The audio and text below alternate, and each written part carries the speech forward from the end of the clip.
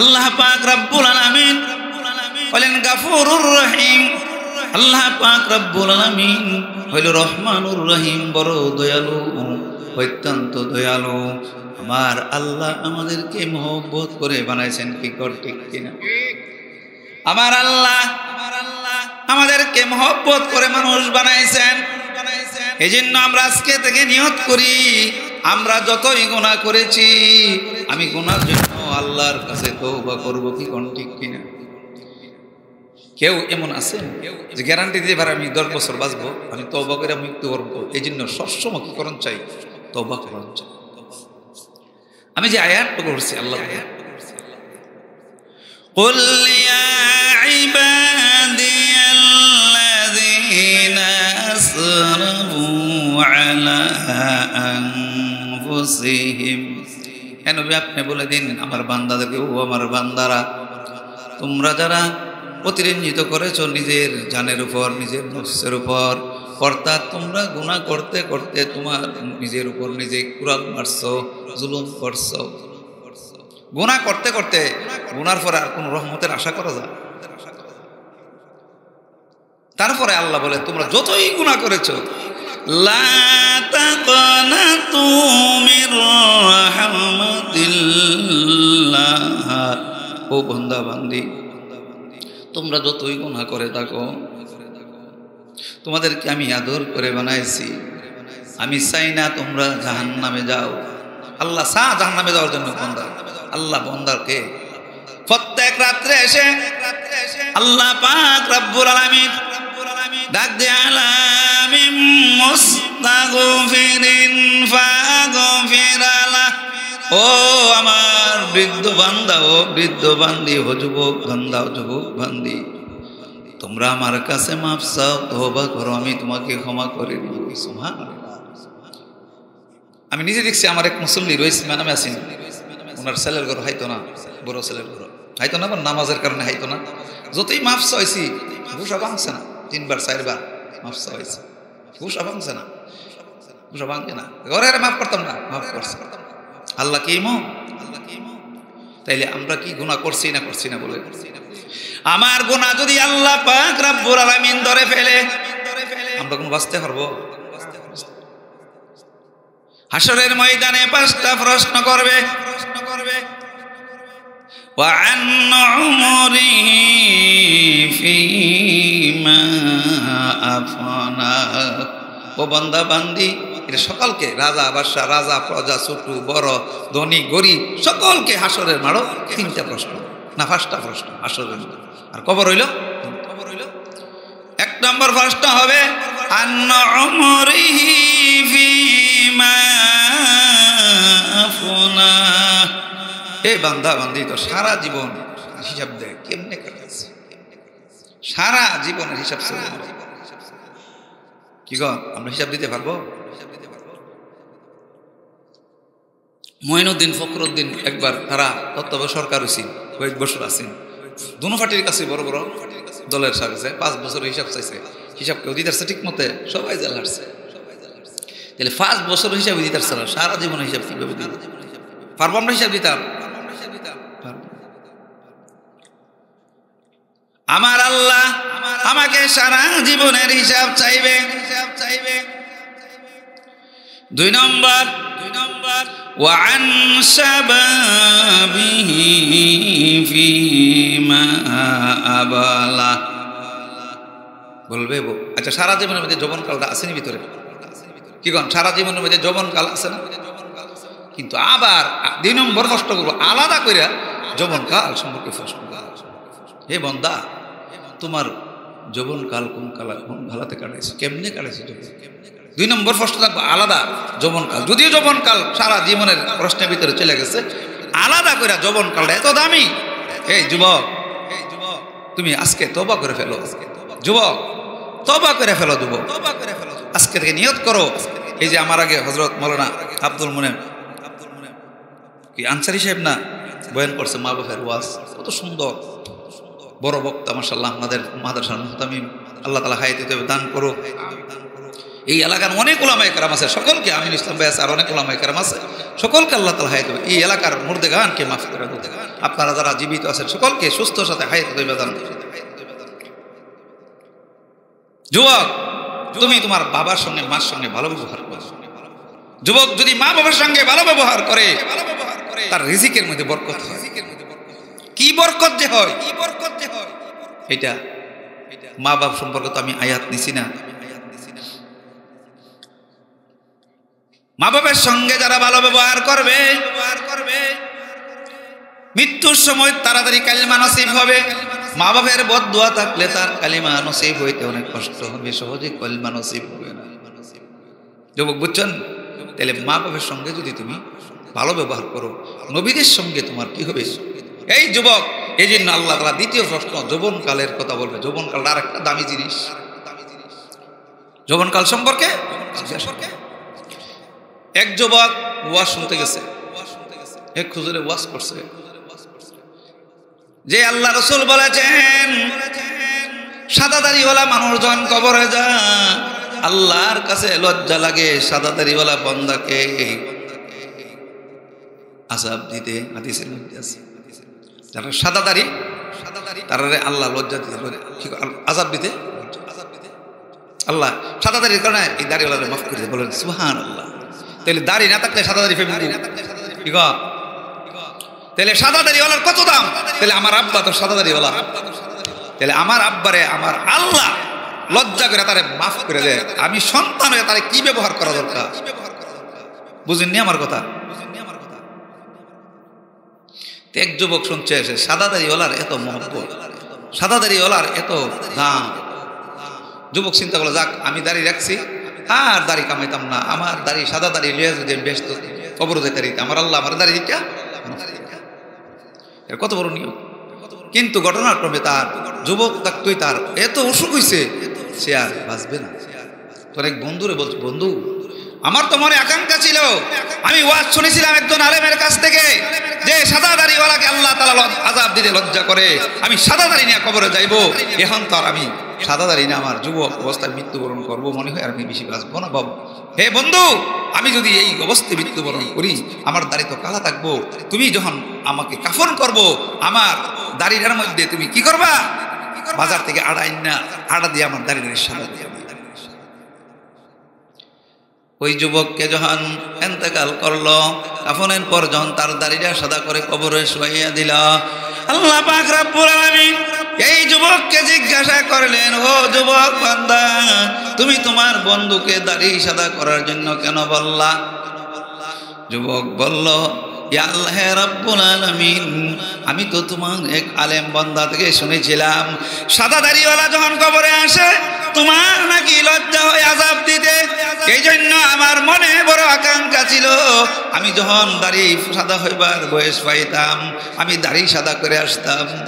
রাব্বুল আলামিন, আমি তো আমার যৌবনকালে আমি মৃত্যুবরণ করেছি, আমার দাড়ি সাদা না, যেহেতু দাড়ি সাদা দাড়িওয়ালার মর্যাদা আপনার কাছে তো এই জন্য আমার বন্ধুদেরকে বলছি আমার দাড়িটা আটা দিয়ে সাদা করে দেওয়ার জন্য, যাতে আপনি আমাকে মাফ করে দেন। রাব্বুল আলামিন, আপনার এই কারণে আপনার নবী বলেছেন, এই কারণে আমি মন করেছি। আল্লাহ পাক রব্বুল আলামিন যুবককে ডাক দিয়ে বলল, রে যুবক, তুই যখন আমার নবীর কথাটারে এত মহব্বত করেছ, যা তোর জীবনের গুনাহগুলি আমি আল্লাহ মাফ করে দিলাম। তাইলে এ যুবক, তুমি গরম গরম চললো না, মা বাবার সাথে গরম গরম বললো না, তুমি তোমার জোয়ান কালটারে কি লাগাইবা? কাজে লাগাও, কাজে আসবে। অন্য দুনিয়ার কোনো জিনিসের বিষয়ে কি করিও না, বিলীন করিও না। তোমাকে যে আল্লাহ তোমাকে নাক দিছে, চোখ দিছে, মুখ দিছে, কান দিছে, তুমি যেই চোখ দিয়ে না মহিলার দিকে তাকাও, তুমি যে প্রেম করো, কথা বলো, তুমি কান দিয়া বলো, কে তোমাকে কান দিয়েছে? মুখ দিয়া যে তুমি কথা বলো, মোবাইল চালাও, তোমার মুখ কে দিয়েছে? এই যুবক বলো, কে মুখ দিয়েছে? কান কে দিয়েছে? এই যে আমি কথা বলি, কথা বলার শক্তি কে দিয়েছে? এইটা দিয়ে পর মহিলার সঙ্গে তুমি কাটাইবার জন্য তোমাকে দেয় না। এইলে আমার কি করতে হবে? আমি আল্লাহর হুকুম রাসূলের তরিকা অনুযায়ী আমি চলতে হবে, ঠিক কিনা? এ যুবক, আজকে থেকে তুমি নিয়ত করো 5 ওয়াক্ত নামাজ পড়বা। এই জন্য দেখছেন কি যুবক, এমন যুবক এক মহিলা, মা বোনরা শুনেন, মহিলা কি করছে, এক মহিলার স্বামী ছিল জজ। আসলে আমার ওই যুবকের কথাটা কইতে গিয়া, যুবক যে তওবা করে ওই দিকে আমি যাবার জন্য কথাটি বলছি। এক মহিলার স্বামী ছিল জজ।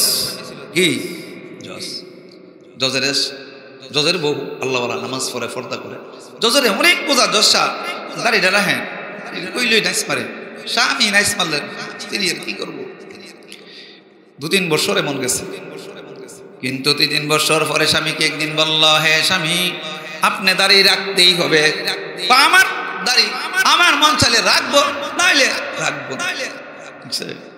এই ভিডিও বিডির অফিসে গেছে গা, স্বামী গেছে গা। রাত্রে যখন 10টার সময় আসছে, আইসা তো বেড়ার বউ ছিলেন না, মহিলার মাথা কামেলে, শুনুন যা, মহিলার সুন্দর চুল তাহা বেরি করছে কি, মাথার চুল সব কামেলেছে। আমার স্বামী যখন কইছে, আমার তোতার চুল আমার যা মন চাতা, আমার মাথার চুল তো আমারও কামেলেছে। স্বামী দীক্ষা তার সহ্য ইসে, আপনার যেমন দাড়ি তোতার দাড়ি, আপনার তোতা আপনার দাড়ি যেমন চাতা করেন, আমার মাথার চুল আমার যা মনে চায় আমি তাই করেছি। একে কারণে এই জজ একবারে মাফ চাইয়া তওবা কইরা ভালোই এই যে দাড়ি রাখছে, আর কোনদিন রাখছে। তেমন ধরনের মহিলা মা বোন লাগবো। মা, আপনার স্বামীকে আপনি এমন ভাবে দাঁড়িয়ে রাখবেন, আপনার ছেলেকে আপনি দাঁড়িয়ে রাখবেন, আপনার ভাইকে আপনি দাঁড়িয়ে রাখবেন। এই মা জাতি যারা, এরা ঘরের বড় একটা সম্পদ। এই জন্য মা জাতিকে আদর করবেন। গুরুর ডক ফিটতেন না, শুরু তাহলে ফিডে ফিটতেন না। এরা গর নবী রাসূল রাজা বাদশাহ হুজুর মুজুর সবাই হেরা ফেড হয়েছেন। এই জন্য হেরার দাম আছে, অনেক দাম আছে, এদেরকে সম্মান করবেন। আর মা বোন আপনাদেরকে বলি, আপনারাও দামের জায়গায় থাকেন, আপনারা যা আমন চাতা না ব্যবহার করেন, স্বামীর সঙ্গে ভালো ব্যবহার করবেন। আল্লাহ পাক রব্বুল আলামিন স্বামীর যেই হক দিছে পৃথিবীর মহিলাদের জন্য, মা বাবার থেকে বড় স্বামী। আমি একখান আয়াত দিয়া এবং একখান হাদিস দিয়া আমি কথাটা বলি যে মা বাবার থেকে মহিলার কাছে, মহিলার জন্য মা বাবার থেকে স্বামী। হুজুর আছে দেখেন, কোরআন শরীফে আছে, স্বামী মারা গেলে, স্বামী ছাড়া যে কোনো মানুষ মারা গেলে 3 দিন সুখ করতে পারবে, বেশি সুখ নেই। ঠিক কিনা কথাটা? স্বামী মারা গেলে একটা মহিলা কতদিন সুখ পালন করতে পারবে? 4 মাস 10 দিন। স্বামী এত দামি, স্বামী মারা গেলে স্ত্রী স্বামীর জন্য 4 মাস 10 দিন ইদ্যত পালন করে সুখ পালন করতে পারবে। স্বামীর দাম কত?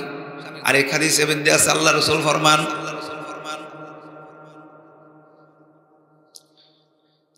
যদি কোনো মহিলা, কোনো মানুষ, যদি কোনো মানুষকে সেজদা করা জায়েজ হইতো, আমি রাসূল বলতাম মহিলারা যেন তার স্বামীর পায়ে সেজদা করে। বুঝা গেল? সেজদার উপযুক্ত যদি জায়েজ হইতো, তাহলে মহিলারা বলো তোমার স্বামীর সেজদা করো। এই হায়াত আর এই হাদিসের দ্বারা আমি বলি, বাপের কথা বলছে না, মার কথা, সেজদার কথা বলছে না। এই হাদিস থেকে আমি বলি মহিলাদের জন্য মা বাবার থেকে স্বামী। এই জন্য মা স্বামীর সঙ্গে ভালো ব্যবহার করবেন। তো আমি যেই কথাটা বলতেছিলাম, তাইলে আমরা যৌবনকাল হয়েছে পরে, আমরা যৌবনকালে অনেকই নামাজ পড়ছি না, কি কোন ঠিক কিনা? যৌবনকালটা এমন 2 নম্বরে আল্লাহ প্রশ্ন করবেন, ওয়া আনসাবাবিহি ফিমা আবালা। জওয়ানকাল সম্পর্কে জিজ্ঞাসা করবে, হে বান্দা তোমার যৌবনকাল কেমনে কাটাইছো? কারণ যৌবনকালে তো গরম, মা বাপরও চিনে না, হুজুরও কইলে হুজুরও চিনে না। হুজুর কয়, এই নামাজ পড়। হুজুর এত বেশি কথা কেন না, বুড়াকালে গরম। বাপে কো, আমার সামনে আমি দেখছি একজন তবলিগি লোক, আমার মুসল্লি ছেলেকে বলছে, বাবা তুমি নামাজ পড়। ছেলে ক, আপনি যে বয়সে গিয়ে নামাজ পড়ছেন, আমি বয়সে নামাজ শুরু, আপনি সারা জীবন নামাজ পড়ছেন, এই 5-6 বছর ধরে নামাজ পড়েন, আমিও আপনার বয়স নামাজ শুরু বুঝছেন আমার সামনে। আমি বলি, এই বেড়া বেক কর, তোর বাপের তো দাদা, তোর বাপের বাপা চিন্তা বুঝাই পারছে না, বেড়া থাকতে বাপ মারিয়াস বেটার বাপে যদি ছোটবেলাতে কইতো ঠিক নামাজ পড়লি, হ্যাঁ বেটা গরিব মানুষ, তোরে বাপ হিসাবে কইছে নামাজ পড়ে, তোর খারাপ কথা কইছে? তুই কোন ওয়াদা কর, কোন সময় থেকে নামাজ পড়বে? মাশাআল্লাহ, এই কথাটা ভালো করে কইছে, ঠিক ওয়াদা করছে। 3 দিন গেছে, সিল্লা দিছে, দিয়া ফাঁকা নামাজ হয়েছে। পড়লে তো উল্টা ফোল্টা কইছে, পরে একবার কথাটা। যুবক তোমরাও যৌবনকালের ইবাদত, বুজুর্গ বলেন যৌবনকালে ইবাদতের কত মর্যাদা। দার জওয়ানি তওবা করদান, খাসলাতে पैगंबरी वक्ति पीरी गुर्गे ज़ादा মিশাওয়াদ ফরহেজগারি। বুজুর্গ বলেন জওয়ানকালে যদি একটা যুবক তওবা করে, জওয়ানকালে যদি একটা যুবক নামাজ পড়ে, পয়গম্বররা নামাজ পড়ে যেই সব পাইছে যুবকরা সেই সব পাবে। যুবকের কত দাম, হে যুবক, একদিন এক বুড়া, বুড়া হয়ে গেল আমার নয় জায়গা না, নয় নিয়ে এক বুড়া হাঁটতেছে, আর একটা কুচুক্কা যুবক জাগা ঠিক আছে, দাদা দাদা উনি বিয়ে হয়েছে, আসেন অনেক মানুষ নয় নিয়ে আরে কি বিচারেন, কি হারাইছেন, কি বিচারেন, ঠিক কেটে করে দিতেছে।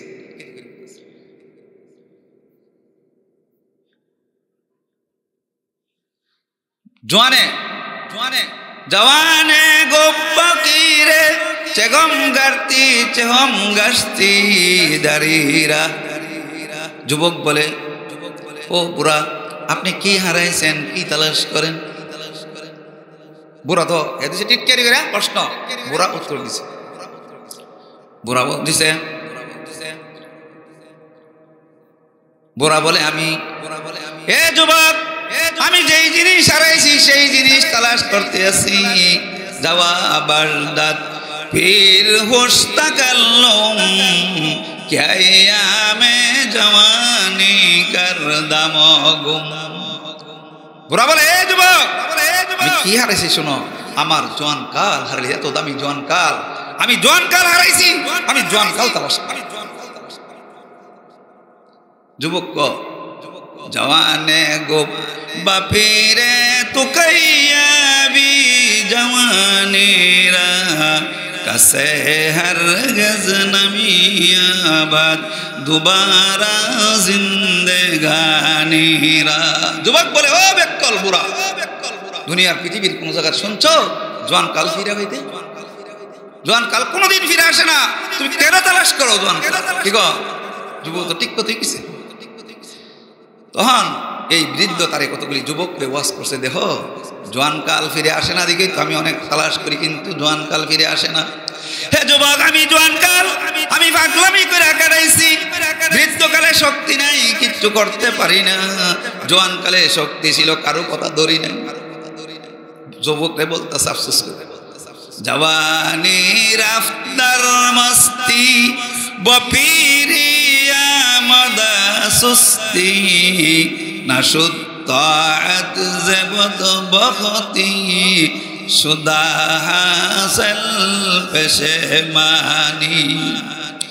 জওয়ানি বন্দ নশানি দম জবদ কর দম हकीकत न फहमीदम शुदा हासिल पेशमानी।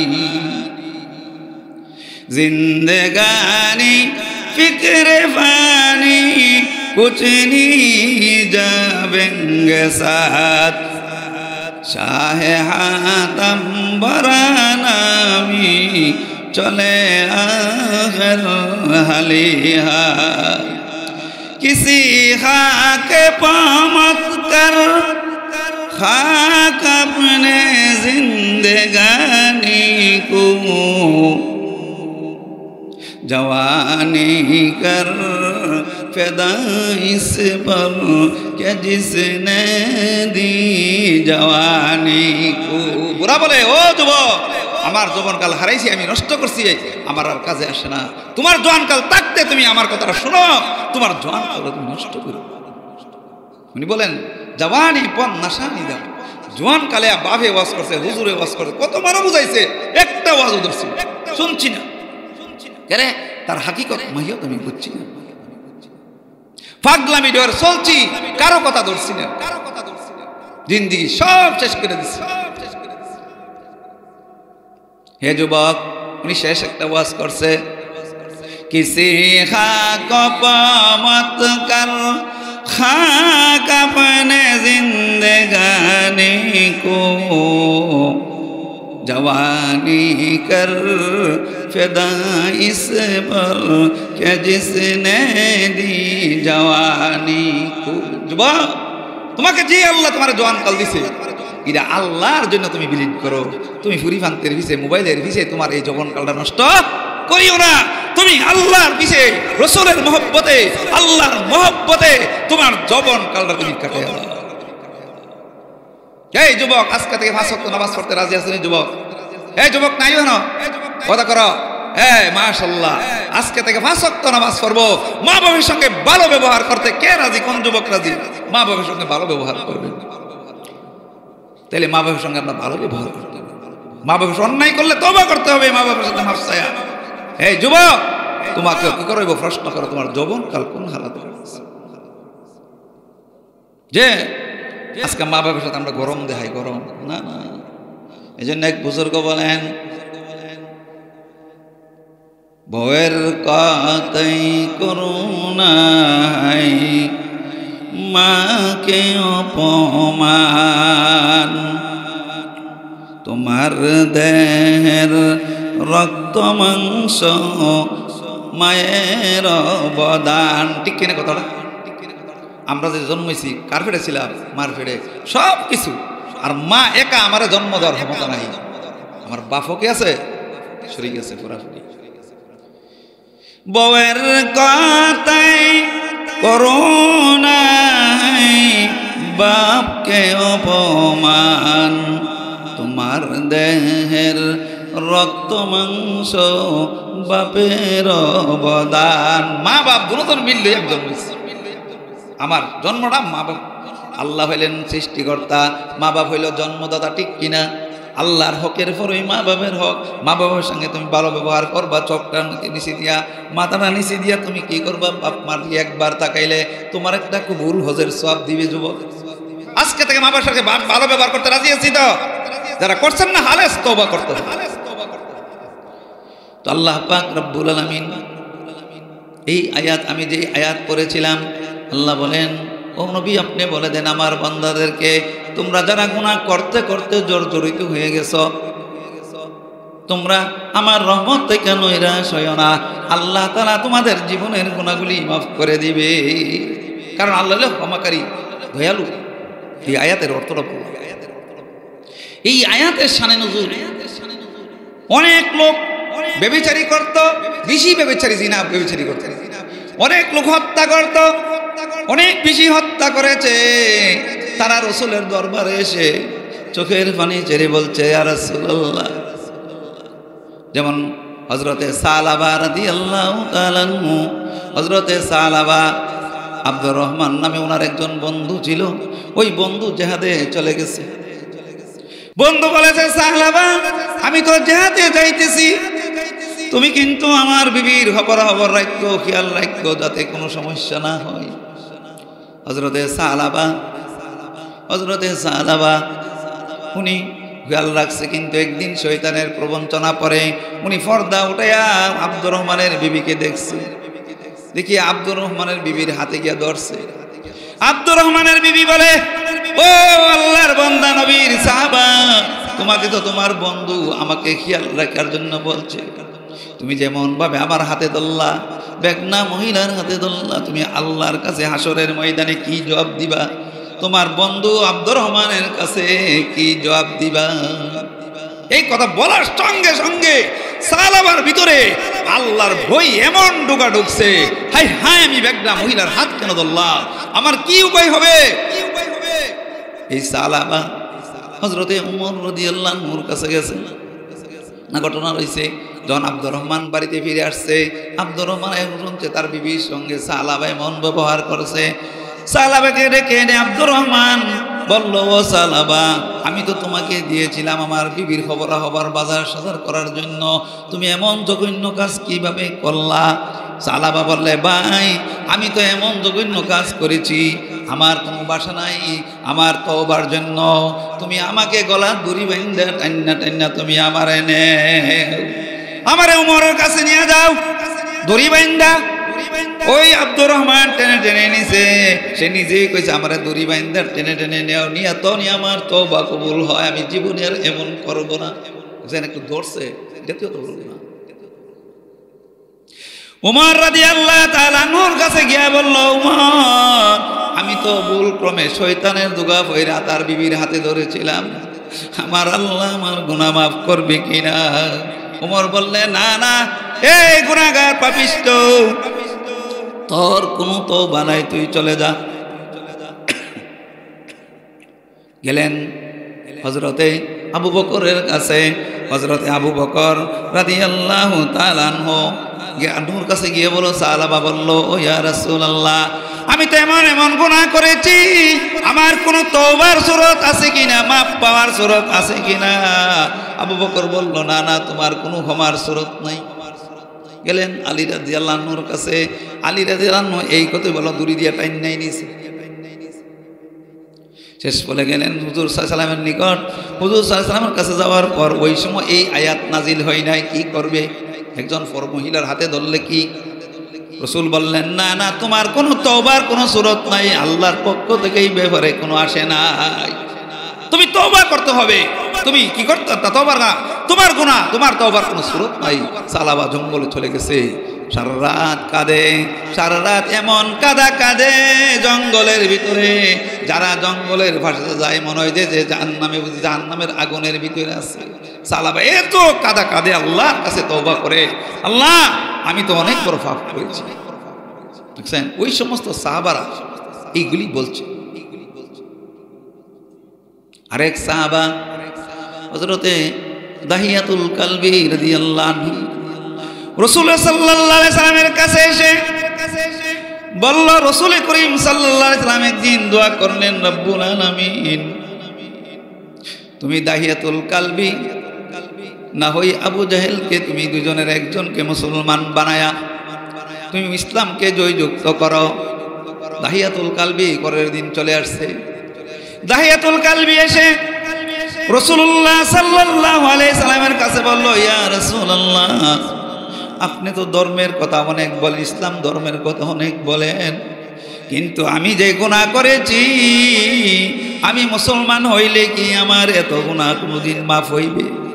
আমি তো অনেক বড় বড় গুনাহ করেছি। ইয়া রাসূলুল্লাহ, আমার গুনাহ আমি যদি মুসলমান হয়ে তওবা করে ফেলি তাইলে কি আমার গুনাহ মাফ হবে কিনা? আমি তো অনেক পাপ করেছি, অন্যায় করেছি, জুলুম করেছি, আমি আমার অনেকগুলি মেয়েকে জীবিত দাফন করেছি, এই গুনাহ তো মনে আমার আল্লাহ মাফ করবে না। এমন ভাবে সাহাবারা এসে রাসূলের কাছে এই ধরনের গুনার কথা বলতেন। আল্লাহ রাসূল বলেন, আমি তা জানি না, আল্লাহর পক্ষ থেকে কোনো এই সম্পর্কে কোনো ফায়সালা আসে নাই। ওই কয়েকদিন পরে হযরত জিবরাইল আলাইহিস সালাম আল্লাহর কাছ থেকে এই আয়াতটা নিয়ে আসলেন, কুল ইয়া ইবাদিয়াল্লাযীনা আল্লাহ ইয়াগফিরুয যুনুবা জামিআ ইন্নাহু হুয়াল গাফুরুর রাহিম। বলেন সুবহানাল্লাহ। হযরতে দাহিয়াতুল কালবি রাসূলের কাছে এসে বললেন, ইয়া রাসূলুল্লাহ, আমি তো অনেক বড় পাপ করেছি, আমি অনেকগুলি মেয়ের জিন্দা দাফন করেছি।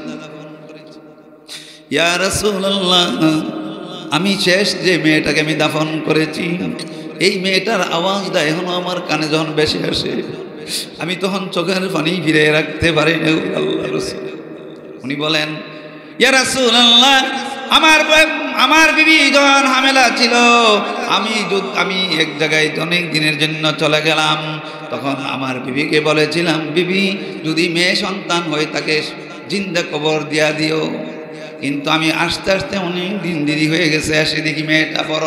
আমি আসছি পরে মেয়েটা আমার আব্বা আব্বা ডাকে। আমার স্ত্রীকে জিজ্ঞাসা করলাম, তুমি কেন আমার কথা শুনলা না? বলে, অনেক মেয়ে আপনি জিন্দা দাফন করেছেন, এই মেয়েটাকে আমি দাফন করি নাই, এই মেয়েটাকে আমি পালব। তখন বলল, মেয়েটারে সাজায় গুছাইয়া দাও, আমি একখানে নিয়ে যাব। উনি একটা হন্তি লইলেন, কোরাল লইলেন, লইয়া চলে গেলেন। এখনো জিন্দা কবরের জায়গাটা খালি আছে, যেন কবর দিত জিন্দা বাচ্চাদেরকে একটা জায়গা খালি আছে। উমরা গেলে, হজে গেলে আপনার যে ইমাম সাহেব নাজিমুদ্দিন সাহেব বড় ভালো মানুষ, হজে উমরা গেলে অনেক সুন্দর খেদমত করে, ভালো মানুষ গেলে সব কিছু দেখা। এই জন্য আল্লাহ তাআলা আমাদের সকলকে হজ উমরা নসিব করে, সকলে বলেন আমিন। ওই জিন্দা যখন কবর দিয়ে দিত, তখন হযরতে দাহিয়াতুল কালবি বলেন, ইয়া রাসূলুল্লাহ, আমি যখন এই মেয়েটা মোটামুটি বড় হয়ে গেছে, আমি যখন মেয়েটারে নিয়ে আসি, মেয়েটা বলে বাবা কোথায় যান, আব্বা কোথায় যান, আমাকে নিয়ে বলে তোমাকে বাজারে নিয়ে যাইবো। এমনভাবে যাইতে যাইতে যখন জঙ্গলে গিয়ে মাটি করতেছে, হযরতে দাহিয়া বলেন ইয়া রাসূলুল্লাহ, আমি মাটি করতে গিয়া, সৌদি আরবের মাটি তো পাথর, মাটি করতে গিয়ে আমার শরীরে ভালো ভালো লেগেছে, এই বালুগুলি আমার মেয়েটা আমার আব্বা আপনার গায়ে পড়েছে, মুছে মুছে দিয়েছে। আমি গামে গেছি, আমার গামটা মুছে। আব্বা আপনি গামে গেছেন, আব্বা আপনি কেন গো গর্তটা করেন আমাকে বলেন না।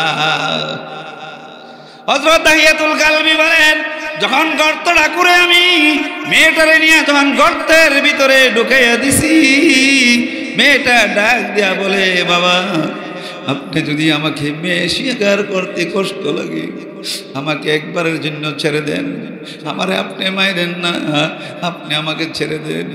আমি জীবনে কোনো দিন আপনাকে পিতা বলে স্বীকার করব না, আমি কারো সামনে আপনার সামনে কাউকে আমি আপনি যে আমার পিতা বলবো না। তো বাবা আপনি আমাকে হত্যা করিয়েন না, আমারে মারিয়েন না। হযরত দাহিয়াতুল কালবি বলেন আমাকে মেয়েটা এত টাকা ডাকছে আব্বা আব্বা বলে, এত কাছে পরও আমি মেয়েটাকে জিন্দা দাফন করে চলে আসলাম। ইয়া রাসূলুল্লাহ, আমার শেষ মেয়েটাকে আমি দাফন করেছিলাম, এখনো যখন মেয়ের আওয়াজটা আমার কানে পড়ে মনে হয় আমি আর চোখের পানি ফিরাইয়া রাখতে পারি না গো আল্লাহ রাসূল, আমাকে কি আমার আল্লাহ এই গুনাহ মাফ করবে কিনা? আল্লাহ রাসূল ওই আয়াতটা বলে দিলেন, কুল ইয়া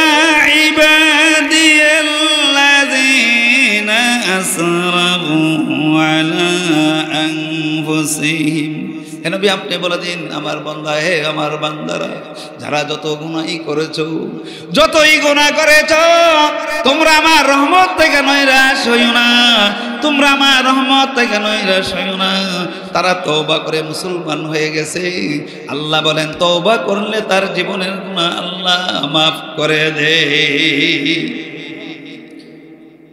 তাইলে আমরা কি করব? তওবা করতে রাজি আছি? কি কন তওবা করতে রাজি আছিনি? কেউ বলতে পারবেন বুকে হাত দিয়া যে আমি কোনো গুনাহ করি নাই? বলতে পারবেন? তওবা দরকার আসেনি নাই? চোখের পানি ছেড়ে আল্লাহকে হাজির নাজির জেনে চোখের পানি ছেড়ে আল্লাহর কাছে তওবা করবেন। গুনাহ করছি আর তো গুনাহ করব না,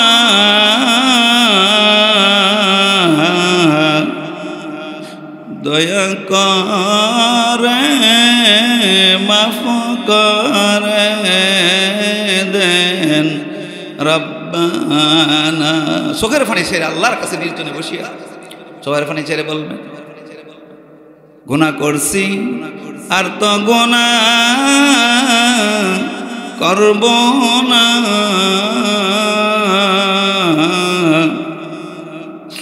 দয়া করে মাফ করে দেন রব্বানা। আদর করে মানুষ বানাইয়া কেমনে দিবা জাহান্নামে ফেলি। আদর করিয়া মানুষ বানাইয়া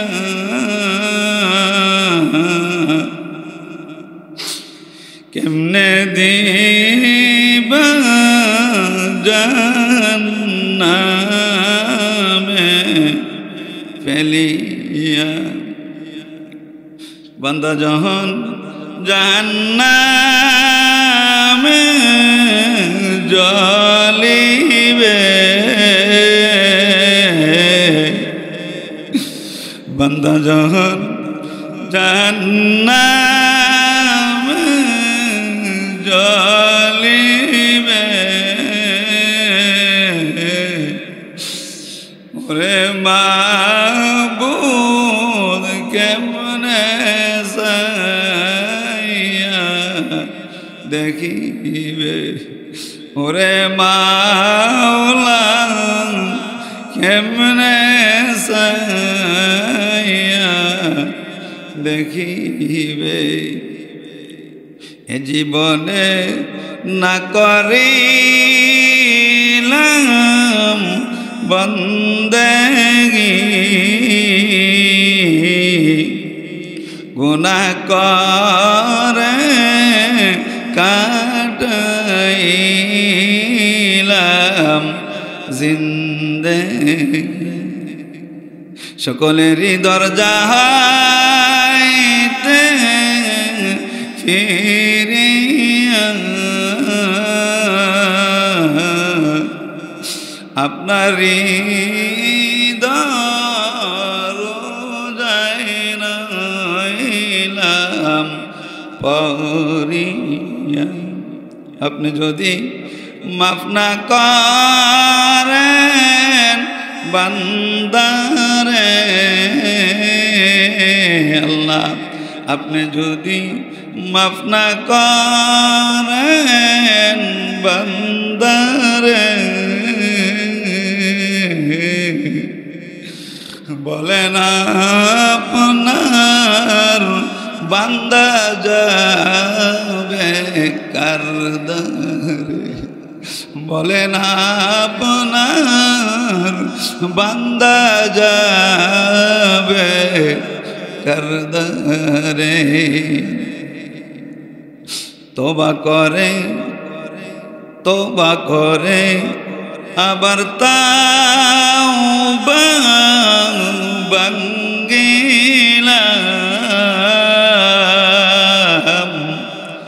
অবশেষে খাঁটি তাওবা করিলাম এমনভাবে চোখের পানি ছেড়ে নির্জনে বসে একমাত্র আল্লাহকে রাজি খুশি করার জন্য চোখের পানি ছেড়ে যখন একটা বান্দা এমনভাবে আল্লাহকে ডাক দেয় চোখের পানি ছেড়ে আল্লাহ পাক রব্বুল আলামিন এত বড় দয়ালু আল্লাহটাকে আলামিন মুস্তাগফিরিন ফাগফিরালা রে বান্দা তুই আমার কাছে ক্ষমা চা আমি তোরে মাফ করে দিব বাজে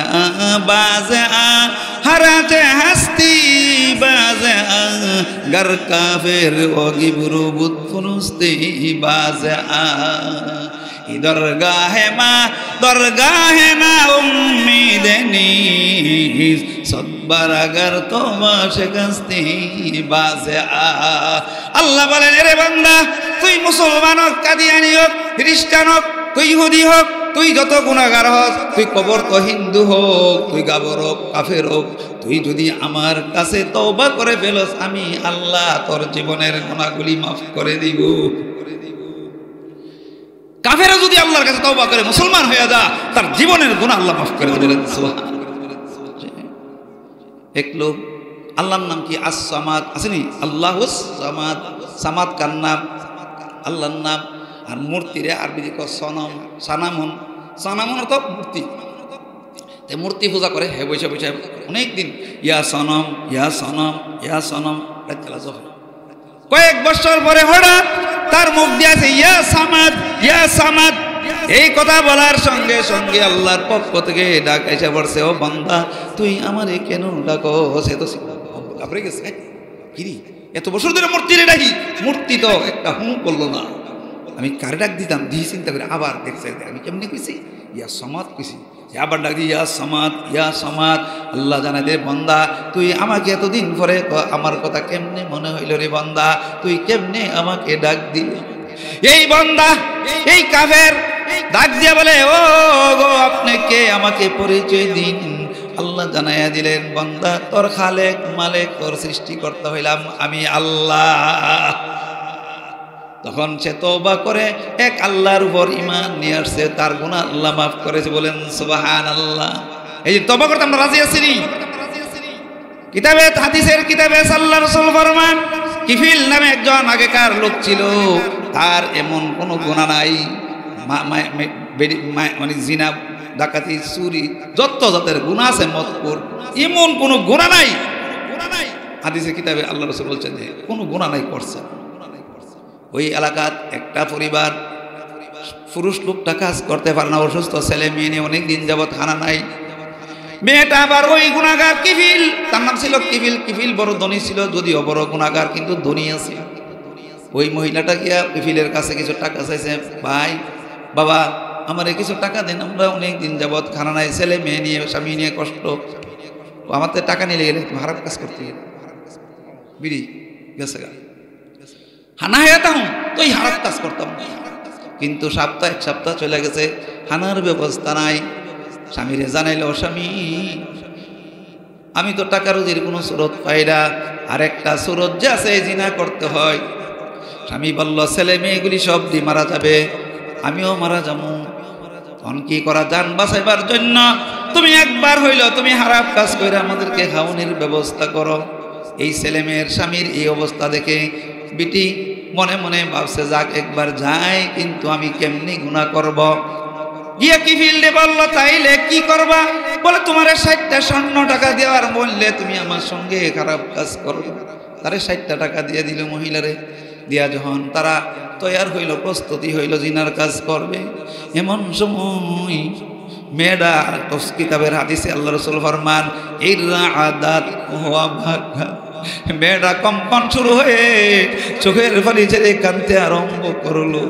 কিফিল জিজ্ঞাসা করে, এ মহিলা, তোরে কি আমি জোরে এই খারাপ করার কাজ করার জন্য আনছি? বলে না, জোরে আনছেন না, তাইলে তুই এত কাপ্তাস করে কান্দুস করে।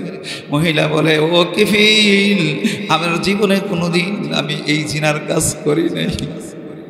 আজকে ছেলে মেয়ে স্বামী বাঁচানোর জন্য, আজকে অভাবের কারণে তোর কাছে আমি আজকে বন্দী হয়ে গেছি। হাসরের ময়দানে আমার আল্লাহর কাছে আমি কি জবাব দিব? এই আল্লাহর ভয়ে আমি কাঁদতেছি। কিফিলের ভিতরে আল্লাহ হেদায়েত দিয়ে দিয়েছে। কিফিল বলল, যা যা তুই চলে যা, আমার 60 টাকা নিয়ে যা। এই চলে যাওয়ার পর কিফিল রাতের বেলা আল্লাহর কাছে চোখের পানি ফেলে আল্লাহর কাছে তওবা করে, রব্বুল আলামিন, একটা গরিব মহিলা তার স্বামী উপাস, ছেলে মেয়ে উপাস, এরপরও সে জিনা করতে চায় না, গুনাহ করতে চায় না। আল্লাহ আমার তুমি এত টাকা পয়সা ধন দৌলত দিছো, আমি শুধু গুনাই করেছি। আল্লাহ আমি এত গুনাহ করেছি, আল্লাহ তুমি আমার গুনাহ মাফ করবে না। আল্লাহ তুমি আমার জীবনের গুনাহ মাফ করে দাও। আমি যতদিন বেঁচে থাকবো তোমার কোনো নাফরমানি করব না, জিনা করব না, আমি চুরি করব না, ডাকাতি করব না, মানুষকে কষ্ট দিব না। রব্বুল আলামিন তুমি আমারে মাফ করে দাও। এমন তওবা করছে, হাদিসে কিতাবে আছে, আল্লাহ রাসূল ফরমান, তার তওবা এমন কবুল হওয়া হয়েছে, এমন কবুল হওয়া হয়েছে যে তার গেটটা এই রাত্রে সে মৃত্যুবরণ করছে। তার গেটের মধ্যে লেখা, কাদ গাফারাল্লাহু লিল কিফিল, আল্লাহ কিফিলে তো তার জীবনের গুনাহগুলি মাফ করে দিয়েছেন। দেখছেন, হালেস তওবা করলে আল্লাহ পাক রব্বুল আলামিন তার জীবনের গুনাহগুলি মাফ করে দেয়। তাহলে আমরা হালেস তওবা করতে আমরা রাজি আসিনি? মনে আসেনি সালাবার ঘটনা? সালাবা কইছিল জঙ্গলে, যখন এই আয়াত নাযিল হইছে, কুল ইয়া ইবাদিয়াল্লাযীনা সারাফু আলা আনফুসিহিম লা তাকনাতু মিন রাহমাতিল্লাহ ইন্নাল্লাহা ইয়াগফিরুয যুনুবা জামিআ ইন্নাহু হুয়াল গাফুরুর রাহিম। আল্লাহ রাসূল সাহাবাগের আমরা জানা, ওমর আসছেন, আবু বকর আসছেন, আরো সাহাবারা আসছেন, কে তাড়াতাড়ি কইরা সাহাবারে গিয়ে সুসংবাদ তার ব্যাপারে আয়াত নাযিল হইছে, আল্লাহ তারে কি করেছে? মাফ করে দিয়েছে। যখন তারে আনছে, হাদিসের লেখা যে রাসূলুল্লাহ সাল্লাল্লাহু আলাইহি ওয়াসাল্লাম নামাজ পড়াইতেছিলেন, আল্লাহ কুসুরাদে হাত্তা জুরতুমুল মাকাবির যখন আইছে, এই কথা শুনে সাহাবা বেহুশ হয়ে পড়ে গেছে। আল্লাহ রাসূল সালাম ফিরে বললেন, তারে পানি খাওয়াও। গিয়া দেখছে সে মারা গেছে। বলেন সুবহানাল্লাহ। রাসূল করিম সাল্লাল্লাহু আলাইহি ওয়াসাল্লাম তাকে কি করছে? কাফন করছে, দাফন করছে, জানাজা করছে, কাফন করছে, দাফন করছে। দাফন করছে, যখন কবর দিতে গেছে, রাসূল করিম সাল্লাল্লাহু আলাইহি সাল্লাম বৃদ্ধ আঙ্গুলটা এমন ভাবে রাইখা উঠে দিয়া কি করছে? হাঁটছে। তারে কবর দেওয়ার সময় কবর দেওয়ার পর সাহাবারা, এই ভাই আমি মুফতি, এই যে উঠেন, সাহাবারা জিজ্ঞাসা করলেন, ইয়া রাসূলুল্লাহ, আপনি তো কোনো কবর গিয়ে এইভাবে আঙ্গুল বৃদ্ধাঙ্গুল দিয়ে দিয়ে উফরে উফরে আসছেন না, আজকে কি এইভাবে হাঁটলেন? আল্লাহ রাসূল ফরমান, তার মেয়ে ছিল সাহাবার মেয়ের নাম ছিল খানসানা। এই মেয়ে ওর সাথে ছিল, বলল, ও খানসানা, তোমার আব্বার তওবা আল্লাহ এমন কবুল করেছেন, আল্লাহ তোমার আব্বার তওবা এত খুশি হয়েছেন, অনেক হাজার হাজার ফেরেশতা তোমার বাপের জানাজা কবর দেওয়ার জন্য আসছে, এত ফেরেশতা আসছে, আমি ফাও রাখার জায়গা পাই না। দেখছেন, তারা গুনাহ করছে, ঠিক কোন একটা ছোট্ট গুনাহ করলো, তারা পারের মতো মনে করে আল্লাহর কাছে কি করছে? তওবা করছে। এই জন্য আমরা কি করব? তওবা করতে রাজি আছিনি? তওবা করতে রাজি আছি? তওবাটা আল্লাহ পাক রব্বুল আলামিন আমাদেরকে এমনভাবে তওবা করার জন্য আমাদেরকে তৌফিক দিয়েছেন। হযরতে এক কিতাবে লেখে, এক লোক ইরাক আফ্রিকার জঙ্গলে বেড়াইতে গেছে, তার একজন বন্ধু আছে, বন্ধু গাড়ি দিয়া জঙ্গলে দেখা, বন্ধু এটা এটাই মনে করতেছে, বন্ধু কাছে আমার পেশাবে ধরছে, আমার কি ধরছে? পেশাবে ধরছে। বন্ধু কাছে পেশাব করতো, কিন্তু বিদেশি মেহমান যে বন্ধু, এ দেখছে সুন্দর একটা গাছ, এত সুন্দর, এগিয়ে গাছটা ধরা মাত্র জিরিম করে ফেলেছে, পয়রা তো আদা বেউস কোনো মতে করতেছে, বন্ধু আয়া দেখে পয়রা লইছে, কিরে কিছে? আমি তো এই গাছটা ধরছিলাম, ও ধরে কিছু না, ও বেড়া আগে কয়ে লাগছে আমার কথা ছাড়া কোনো কাজ করে না, কয়ে রাখছিল। কইছে তুমি এটা দল্লা করে, তুমি আমার দিকে দল্লা না, এই আফ্রিকার জঙ্গলে এমন একটা গাছ আছে, এই গাছটা যে ধরে এসলে ধরাইছে, তুমি আমার না জিগে দল্লা করে। আচ্ছা ঠিক আছে, কিন্তু এই গাছটার পাশাপাশি আরেকটা গাছ আছে, এই গাছটার ছোয়াইলে জ্বরটা চলে যা, জ্বর চলে যা, মানে এই গাছটা যেন উৎপন্ন উড়ে, এই গাছের ফাঁসে আরেকটা গাছ আছে, হিটার ধরলে জ্বর জাগা। তো বন্ধুরে নিয়ে হিটার ছোয়াইছে তার শরীরটা ভালো গেছে। বলেন সুবহানাল্লাহ। আমার আল্লাহ উম্মতে মুহাম্মদীকে দুইটা গাছ দিয়েছেন, একটা হইল গুনার গাছ, একটা হইল তওবার গাছ। গুনার কাজ কইরা যখন জ্বরের মতো অসুস্থ হয়ে যায়, যখন তওবা করে তওবার গাছ নিয়ে যায়, সে সুস্থ হয়ে সমস্ত গুনাহ মাপ পাইয়া সে সুস্থ হয়ে যায়। এই জন্য তওবা করতে আমরা রাজি আছি। তওবা করবেন, আল্লাহর কাছে তওবা করলে বান্দা যত তওবা করে আল্লাহ তত কি হয়? খুশি হয়। আল্লাহ রাসূল ফরমান, কুল্লু বানি আদম খাত্তা, বনি আদম যত আদম সন্তান আছে সবগুলি হইল গুনাহগার। ওয়া খায়রুল খাত্তাইনা আত-তাওয়াবুন, আর যারা গুনাহগার সবচেয়ে উত্তম গুনাহগার হইল যারা আল্লাহর কাছে তওবা করে। কি গান? এই জন্য তওবা করতে আমরা রাজি আছি তো? এক লোক ছিল, সে ৯৯টা কি করছে? খুন করছে। এটা আপনারা শুনছেন, ৯৯টা খুন করছে। কড়া ৯৯টা খুন। সাধারণ একজন হুজুরকে কাছে গেছে, এর ভিতরে অনুতপ্ত আর চাই, হাই রে, একটা খুন করলেই কত গুনাহ, আমি ৯৯টা গুনাহ করেছি, আমার আল্লাহ কি আমাকে ক্ষমা করবে কিনা? তা অনুতপ্ত হইয়া একজন সাধারণ হুজুরের কাছে গেছে। সাধারণ হুজুরের কাছে গিয়ে গেল, হুজুর আমি তো ৯৯টা খুন করেছি, আমার কোনো তওবার সুরত আসেনি। ওই আদা হুজুর কইল, না না, তুমি একটা গুনাহ করছো, একটা খুন করলে গুনাহ মাফ করো না, ৯৯টা করছো, কেমনে তোমার গুনাহ মাফ করবো? বেটা কো, যা, আমার গুনাহজন, আমার তো তওবার কোনো সুরতই নাই, হেম মাফ নাই, ১০০ পুরা করে। এবার আদা হুজুর মেরে গেছে, আদা হুজুর মেরে গেছে। কজন হয়েছে?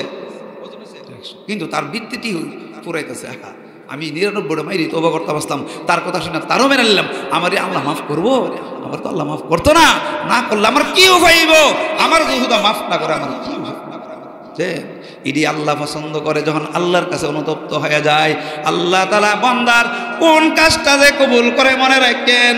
৫ ওয়াক্ত নামাজ পড়তে হইব, রমজানের রোজা রাখতে হইব, হজ করতে হইব, তারপর যাকাত দিতে হইব, গুনাহ ছাড়তে হইব। এইগুলি কইরাও আমরা আশা রাখতে হইব যে আল্লাহর রহমত ছাড়া আমরা পার হওয়া সম্ভব না। রহমত ছাড়া কেউ পারিতে পারবে না। ইবাদত করি আমরা বেড়াগিরি করে আমি কইরা লেছি, ইবাদত করতে হইব, কইরাও আল্লাহর রহমতের আশা রাখতে হবে। আল্লাহ তুমি আমারে কি করো? আমারে হাসরের ময়দান পার করে জান্নাত, তুমি জান্নাতে আমাদেরকে যে তো এই বেচারা গিয়ে অনুতপ্ত হইয়া আরেক হুজুরের কাছে গেলেন। হুজুর কাছে যাওয়ার পর হুজুর বললেন, দেখো তুমি কি করো, তোমার কিছু এলেম শিক্ষা করার দরকার আছে, তুমি তওবা করা দরকার আছে, তুমি যাও ওই এলাকাতে বড় একজন হক্কানি আলেম আছে, ওনার কাছে যাও, তুমি এলেম শিক্ষা করো, তওবাও করিও। ওই হুজুরের কথা শুনে সে রওনা গেছে ওই হুজুরের এলাকাতে যাইব। কিন্তু কিছু পথ যাওয়ার পর আজরাইল আলাইহিস সালামকে আদেশ করলেন, হে আজরাইল তুমি তার জান কবজ করে নাও। আজরাইল তার জান কবজ করে নিছে। আজরাইল যখন জান কবজ করে ফেলছে, জাহান্নামের ফেরেশতারা আসছে তাকে তার লাশ নেওয়ার জন্য। তা তো জাহান্নামী, কারণ তা তো কোনো নামাজ পড়ে নাই, রোজা রাখে, শুধু গুনার গুনাই করছে, তারে নিয়ে জাহান্নামে দিয়ে দাও। জাহান্নামের ফেরেশতারা আইছে। আবার আইসে ফেরেশতা, বেহেশতের ফেরেশতা একদল আয় কইছে, না জাহান্নামের ফেরেশতা তা তো কোনো ইবাদত করছে না, কিচ্ছু করছে না, তওবা করছে না, কিচ্ছু না, এলেমও শিখছে না, তা জাহান্নামে। কিন্তু ফেরেশতা বেহেশতি ফেরেশতারা আইছে, আয় কইছে, না না এত কি করছিল, বুজুর্গের বাড়ি তওবার নিয়তে রওনা দিছিল, এই কারণে তা বেহেশতে যাইব। দুই দল ফেরেশতার মধ্যে ঝগড়া।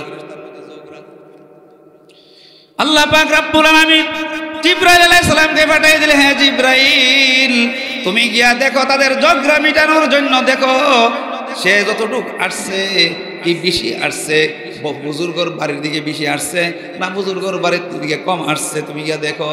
জিবরাইল নেপা দেখে কম আসছে, বেশিরভাগটা হইছে। আল্লাহ তাআলা জিবরাইল আলাইহিস সালামকে জানিয়ে দিলেন। এক রাতে জিবরাইলে বলছে, তুমি ফরমাইরা এই রাস্তাটা আগায় দাঁড়াও। আরেক রাতে আছে আল্লাহ তাআলা ওই ফিসাবের বাড়ি রে, বুজুর্গর বাড়ি রে কইছে তুই কাছে হয়ে যা, আর পিছনের বাড়ি রে কইছে যে জায়গা তার সিডার তুই দূরে চলে যা। তাইলে নাইপ্পা দেখছে, হন নাইপ্পা দেখে যে এই বেচারা বেশিরভাগ বুজুর্গর বাড়ির কাছের দিকে তওবার এলেম শিক্ষা করার নিয়তে চলে আসছিল। আল্লাহ পাক রব্বুল আলামিন জানিয়ে দিলেন, যেহেতু সে তওবা করার জন্য বেশিরভাগ চলে আসছে, বেশি সময় এলেম শিক্ষা করার জন্য বেশিরভাগ জায়গা চলে আসছে, আমি আল্লাহ তার গুনাহ মাফ করে দিলাম। তাইলে বোঝা গেল